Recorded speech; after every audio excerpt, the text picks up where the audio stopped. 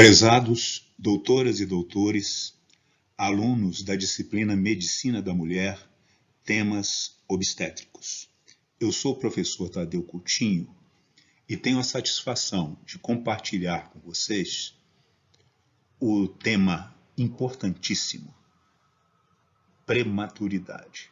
Espero que seja bastante produtivo para todos vocês.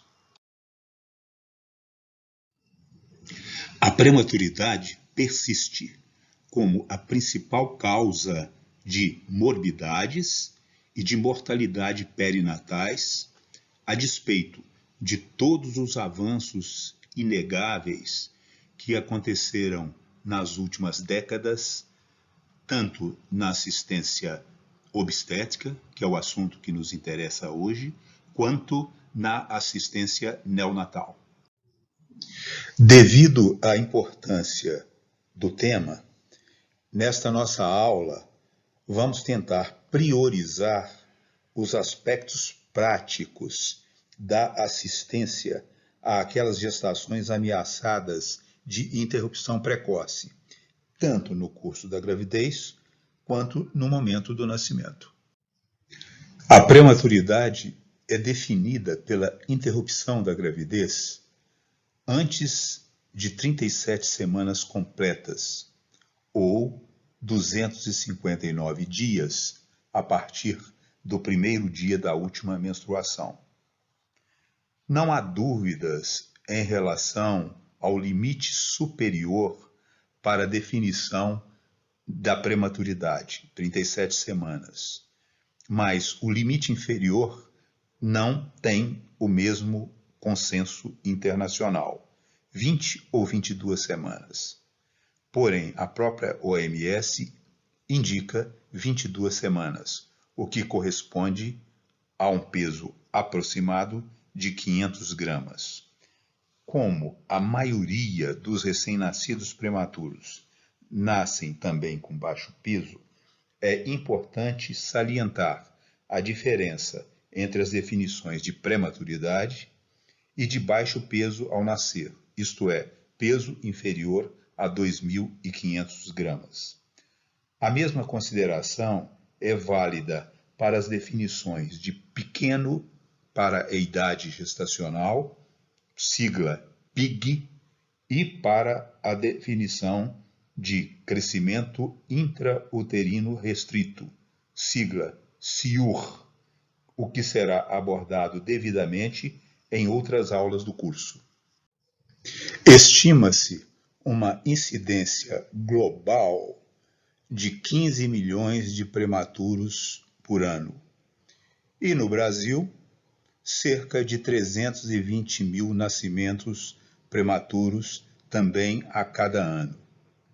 Segundo esses dados, no final desta nossa aula, poderão ter nascido cerca de 20 prematuros no nosso país. Segundo as estatísticas do Sistema Único de Saúde, nos últimos anos tem se mantido em 11 a 12% a incidência de prematuros entre os recém-nascidos vivos no Brasil. A classificação da prematuridade ou do parto pré-termo, segundo a idade gestacional da sua ocorrência, tem uma relação intrínseca com o prognóstico do recém-nascido e abrange 4 tipos.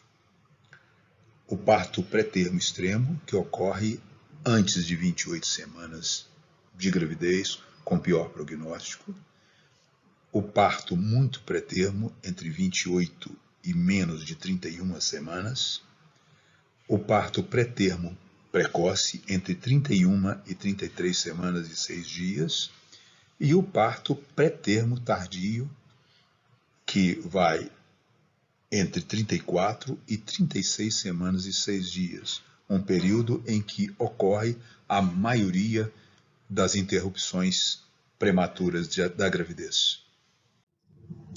O parto pré-termo também pode ser classificado conforme a sua evolução clínica. O início espontâneo do parto pré-termo é predominante, cerca de 70%. No entanto, deve chamar a atenção a ocorrência da ruptura de membranas antes do trabalho de parto, um quadro clínico que nós denominamos amniorexia prematura ou ruptura prematura de membranas ovulares, que pela sua importância será o tema único de uma próxima aula do curso. Quanto ao parto pré-termo indicado ou induzido ou eletivo, a sua ocorrência tem aumentado e se deve a complicações maternas e ou fetais que ocorrem antes do termo da gestação. A etiologia do parto pré-termo é multifatorial e permanece não esclarecida em até 40% dos casos. Como o conhecimento das causas da prematuridade espontânea constitui um elemento básico para sua prevenção, é essencial uma análise dos principais fatores de risco, com destaque para o antecedente de parto pré-termo. Além do antecedente obstétrico de parto pré-termo, podem ser apontados como fatores de risco a idade materna mais precoce ou tardia, hábitos inadequados como tabagismo, alcoolismo e uso de drogas ilícitas, além do trabalho excessivo. Também tem importância as condições socioeconômicas desfavoráveis, as doenças sistêmicas crônicas que não foram devidamente controladas antes da gravidez e as infecções maternas, principalmente as do trato urinário e as genitais. São também relevantes tantos outros fatores de risco para a prematuridade, como a incompetência istmo-cervical, a miomatose uterina, principalmente os leiomiomas submucosos e as malformações uterinas. Algumas intercorrências gestacionais, como a gravidez múltipla, as alterações do líquido amniótico, seja oligohidramninia ou polihidramninia, a pré-eclâmpsia e a eclâmpsia. Uma assistência inadequada ou inexistente também tem um papel preponderante na etiologia da prematuridade. A iatrogenia também é um fator extremamente importante, principalmente quando a interrupção da gravidez ocorre sem uma estimativa correta da idade gestacional. A fisiopatologia da prematuridade ainda não está totalmente esclarecida. No entanto, admite-se que alguns mecanismos estão presentes no desencadeamento do parto prematuro, tais como o estresse materno e fetal, mediado pela ativação do eixo hipotálamo, hipófise, adrenal, a presença de inflamação e infecção local ou sistêmica, causando a liberação de citocinas inflamatórias, que são potentes desencadeadoras da contratilidade uterina. Também a ocorrência de sangramento decidual, com aumento da produção de trombina e um resultante aumento das prostaglandinas. Além disso, a distensão uterina, como ocorre tanto na polihidramniia como na gestação múltipla, e a presença de contratilidade uterina patológica. Quando se trata de predição da prematuridade são indicadas principalmente a medição do colo uterino através de uma ultrassonografia transvaginal e a dosagem de fibronectina fetal nas secreções cérvico-vaginais. O rastreio do comprimento do colo uterino através de ultrassonografia pode ser universal, entre 20 e 24 semanas, ou seriado, principalmente quando houver história de parto pré-termo. Nesses casos, o rastreio deve iniciar mais precocemente, principalmente a partir de 16 semanas de gravidez. O ponto de corte mais utilizado para definir colo curto é 25 milímetros de comprimento. Na atualidade, a presença do colo curto é o preditor mais forte e mais consistente da ocorrência de parto prematuro naquelas gestantes assintomáticas. Quanto à fibronectina fetal, é uma glicoproteína produzida pelo trofoblasto e tem a função de aderência entre o córeo e a decídua. Naquelas gestações que cursam com integridade das membranas ovulares, a fibronectina tende a desaparecer nas secreções cérvico-vaginais entre 24 e 35 semanas. Considera-se como resultado negativo valores inferiores a 50 nanogramas por mililitro. Em função do elevado valor preditivo negativo do exame, quando resulta negativo, é pouco provável que o parto ocorra nas próximas 2 semanas. No contexto da prematuridade, todos os níveis de prevenção têm a sua relevância. Na prevenção primária, a avaliação pré-gestacional das condições físicas, psíquicas e sociais visa detectar e, quando possível, remover ou reduzir os riscos para uma futura gestação. Já a prevenção secundária baseia-se na identificação das gestantes de grupos de maior risco para o parto pré-termo, incluindo o emprego de marcadores de risco, como aqueles já mencionados há pouco na predição.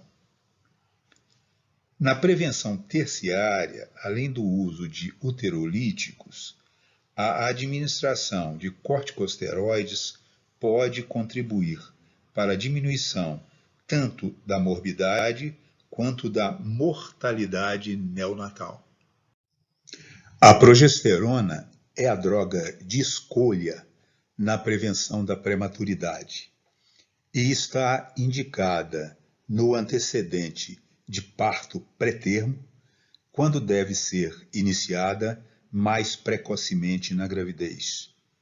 É também indicada na presença de um colo curto detectado por ultrassonografia transvaginal realizada entre 20 e 24 semanas de gestação, como nós já mencionamos. Este exame habitualmente é realizado em conjunto com o exame morfológico de segundo trimestre. A dose média de progesterona utilizada é de 200 mg ao dia por via vaginal. Os pessários cervicais também estão sendo indicados para a prevenção da prematuridade.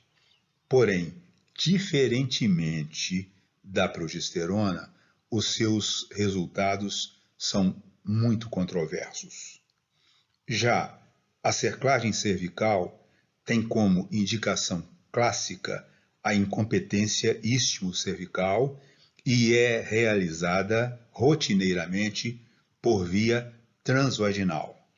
A menção à técnica de McDonald se deve à sua simplicidade, porque consiste em uma sutura em bolsa no colo uterino e também pelos seus bons resultados. Quando existem contraindicações para a cerclagem cervical por via vaginal, pode ser realizada a cerclagem abdominal, que, no entanto, vai demandar a realização de uma cesariana no final da gestação. Os corticosteroides são indicados na prematuridade para a prevenção da síndrome de angústia respiratória, da hemorragia intraventricular e da enterocolite necrosante. São utilizadas a betametasona ou a dexametasona numa dose total de 24 mg. A idade gestacional clássica para utilização da corticoprofilaxia é entre 24 e 34 semanas de gravidez, e o seu efeito máximo ocorre entre 24 horas e 7 dias após a sua aplicação. Mais recentemente, tem sido proposta por importantes entidades obstétricas, como o Colégio Americano de Obstetrícia e Ginecologia, a corticoprofilaxia entre 34 e 36 semanas e 6 dias para aquelas gestantes que não receberam dose prévia de corticosteroide. Mas não existe um consenso sobre esta indicação até o momento atual. O diagnóstico de trabalho de parto pré-termo se baseia clinicamente na presença de pelo menos 2 contrações regulares em 10 minutos, numa dilatação cervical mínima de 2 centímetros, com apagamento cervical avançado e essas alterações cervicais em progressão numa idade gestacional de 22 a 36 semanas e 6 dias. Nos casos duvidosos inicialmente, a paciente deve ser observada clinicamente entre 2 e 3 horas e, se necessário, podem ser realizados exames complementares, como, por exemplo, a ultrassonografia e a cardiotocografia. Uma vez definido o diagnóstico do trabalho de parto pré-termo, é necessário uma decisão sobre a implementação ou não da tocólise.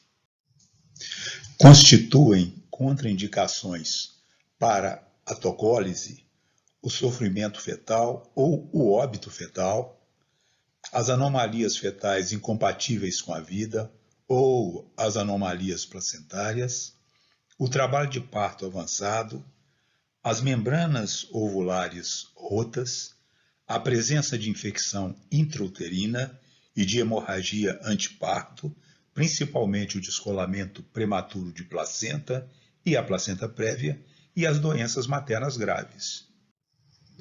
Nos casos em que a tocólise é indicada, os principais medicamentos utilizados são os agonistas beta-2 adrenérgicos, como a terbutalina e o salbutamol, os bloqueadores de canais de cálcio, a nifedipina, os inibidores da síntese de prostaglandina, como a indometacina, e os antagonistas do receptor de ocitocina, o atosiban.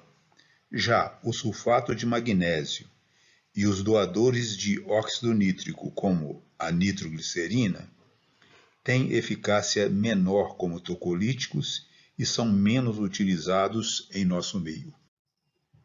Os betamiméticos foram os uterolíticos mais empregados durante décadas, mas estão sendo gradualmente abandonados, principalmente devido aos seus efeitos adversos cardiovasculares. A utilização da terbutalina inclui uma diluição de 5 ampolas em 500 ml de soro glicosado a 5%, com dose inicial de 10 gotas por minuto.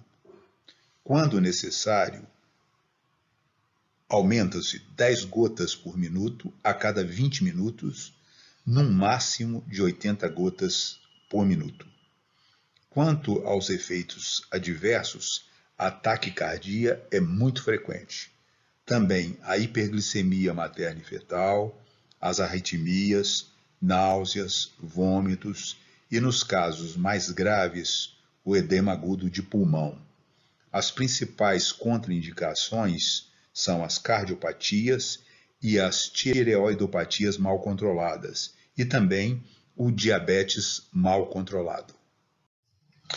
A nifedipina é hoje considerada o tocolítico de escolha, e o esquema posológico mais utilizado tem como dose inicial 30 mg via oral e uma manutenção de 10 a 20 mg via oral de 4 a 6 horas, conforme a evolução do quadro clínico.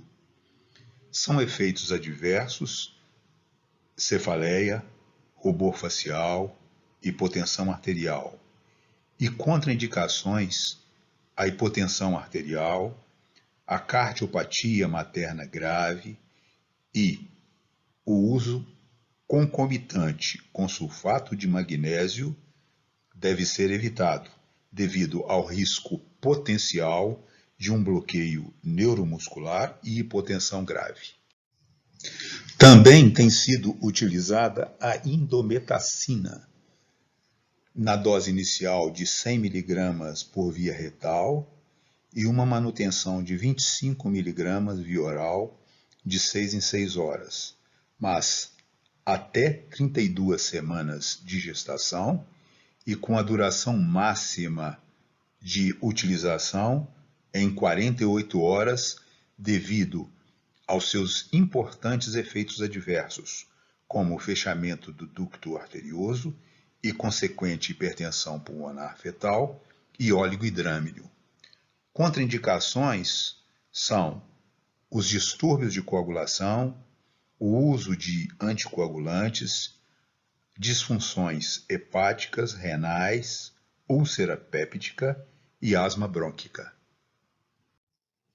O atosiban ou atosibano, ao contrário dos outros uterolíticos, que podem ter variações nas suas posologias, deve ser administrado em um esquema endovenoso fixo em 2 etapas, com duração total de 6 horas e meia. Entretanto, se as contrações persistirem, está indicada uma terceira fase com as mesmas doses da manutenção, totalizando 48 horas de administração. Os seus efeitos adversos são raros, as suas contraindicações são relativas, tem uma eficácia semelhante à nifedipina, porém, principalmente o alto custo tem dificultado a sua utilização de forma mais ampla.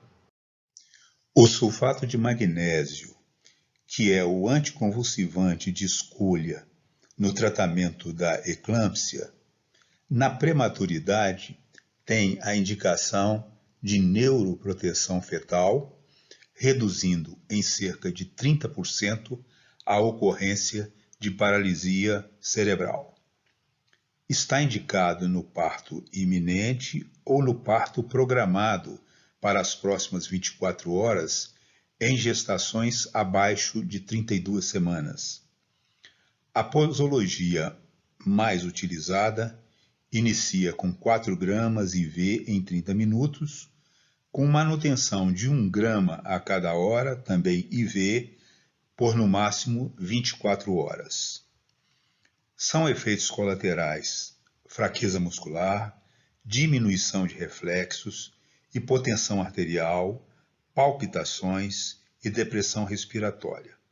Constituem contraindicações a miastenia graves, a doença renal e as cardiopatias graves. E o uso concomitante de bloqueadores de canal de cálcio, como a nifedipina, deve ser evitado, como nós já mencionamos anteriormente. Um outro procedimento importante é a profilaxia da infecção neonatal pelo estreptococo do grupo B, ou Streptococcus agalacti.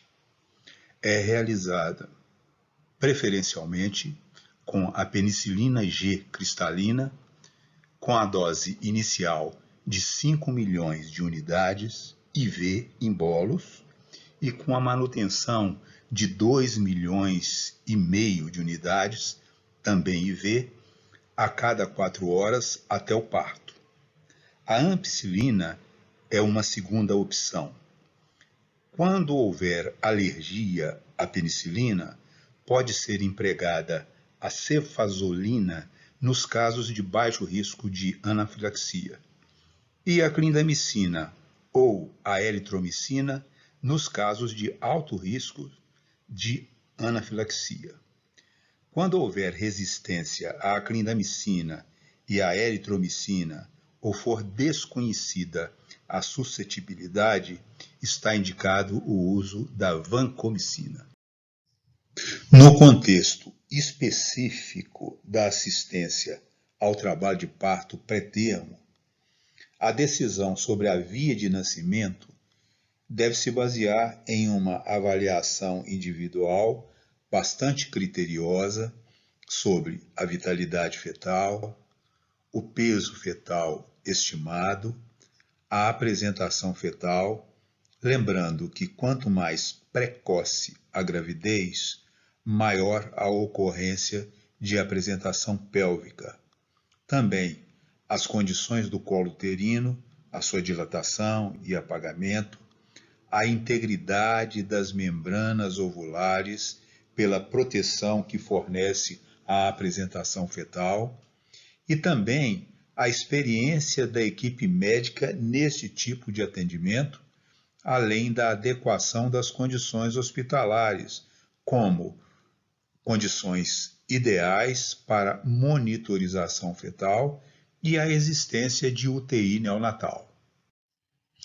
Na dependência dessa avaliação prévia, a via vaginal é preferencial para os casos de apresentação cefálica com evolução espontânea do parto e com a normalidade das condições materno-fetais. Também, em função da maior fragilidade dos fetos pré-termo, a indicação de cesariana na apresentação pélvica deve ser bem mais liberal do que nas gestações a termo. Além disso, os cuidados intraparto devem incluir principalmente o uso parcimonioso de ocitocina, analgésicos, sedativos e narcóticos. Deve-se evitar a anestesia geral, optando preferencialmente pelo bloqueio raquidiano ou peridural ou a combinação de ambos. A amniotomia deve ser tardia, principalmente a partir de 8 centímetros de dilatação. O clampeamento do cordão também deve ser tardio. E a episiotomia e a aplicação do fórceps de alívio, diferentemente do que era proposto há décadas atrás, deve ter indicação seletiva.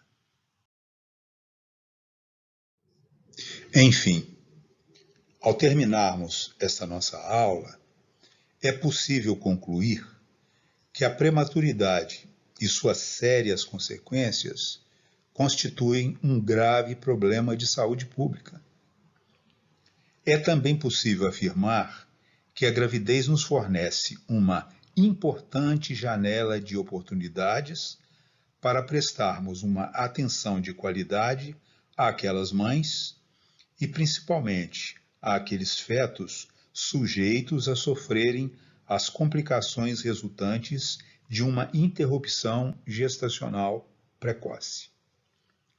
Além do mais, fica evidente e de forma indiscutível que todos os principais objetivos da assistência às mulheres e aos fetos sob ameaça de prematuridade só poderão ser alcançados se estiverem sustentados por um sólido embasamento científico. Bons estudos e felicidades para todos vocês.